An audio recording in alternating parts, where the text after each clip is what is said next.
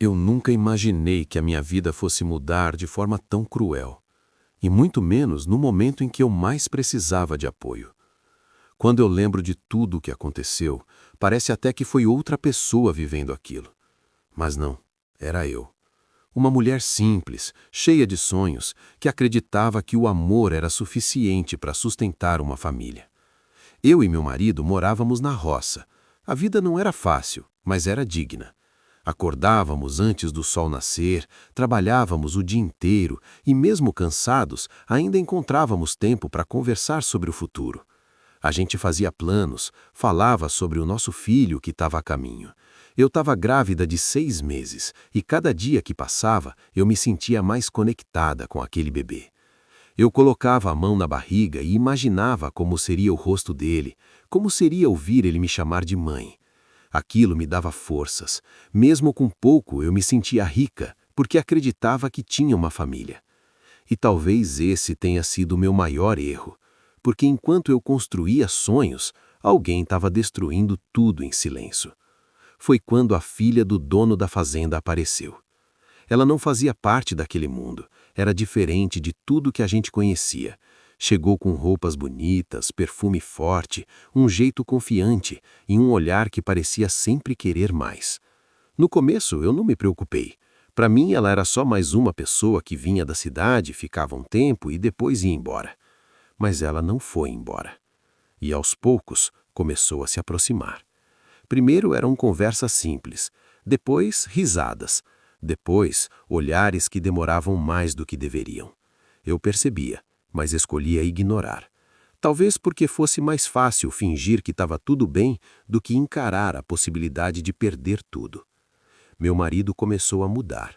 Ele ficou mais distante, mais calado. Às vezes parecia estar ali, mas ao mesmo tempo longe.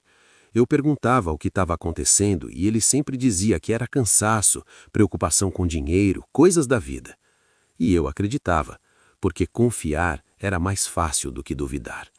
Até o dia em que tudo acabou. Eu lembro como se fosse hoje. Ele chegou diferente, evitava meu olhar. Arrumou algumas roupas, poucas coisas. Eu perguntei o que estava acontecendo, o que ele estava fazendo, e ele só disse que precisava ir. Eu senti um vazio imediato. Perguntei sobre o nosso filho, perguntei sobre nós, e ele simplesmente disse que não podia continuar ali. E foi embora, sem me abraçar, sem olhar para trás, sem se despedir do filho que nem tinha nascido ainda. Naquele momento, eu senti como se tivesse sido arrancada de mim mesma, como se tudo que eu acreditava tivesse sido uma mentira. Eu fiquei parada, sem reação, tentando entender o que tinha acabado de acontecer. Mas no fundo, eu sabia. Ele foi embora com ela, com a filha do dono da fazenda. E eu fiquei, sozinha, grávida, abandonada. Os dias que vieram depois foram os mais difíceis da minha vida. A casa parecia vazia, silenciosa demais. Cada canto lembrava ele, cada detalhe me fazia chorar. Eu me sentia fraca, perdida, sem direção. Mas a vida não espera, e quando meu filho nasceu, tudo mudou. Eu lembro do momento em que segurei ele pela primeira vez, pequeno, frágil, completamente dependente de mim, e naquele instante, algo dentro de mim se transformou. Eu não podia mais ser aquela mulher quebrada, eu precisava ser forte, por ele. A rotina era dura, muito mais difícil do que antes. Trabalhar na roça, cuidar de um bebê, lidar com a dor, tudo ao mesmo tempo. Muitas noites eu chorava em silêncio, com medo, com insegurança, sem saber se ia conseguir. Mas mesmo assim, eu continuei. Até que um dia eu tomei uma decisão. Eu decidi estudar. Muita gente achou que eu estava louca, diziam que aquilo não era para mim, que eu devia aceitar a vida que tinha. Mas eu não aceitei. Eu estudava de madrugada enquanto meu filho dormia. Estudava cansada, às vezes sem entender nada, mas eu não desistia, porque agora eu tinha um motivo maior. Anos passaram, e cada pequeno avanço me deixava mais forte. Até que chegou o dia em que eu me formei, advogada. Eu não consegui conter as lágrimas. Não era só uma conquista, era uma prova de que eu tinha sobrevivido, de que eu tinha vencido. Com o tempo, consegui um trabalho, comecei a ganhar meu dinheiro, a construir minha vida. E então fiz algo que um dia pareceu impossível. Comprei uma casa na cidade. Minha. Nossa. Eu e meu filho finalmente tínhamos um lugar para recomeçar de verdade.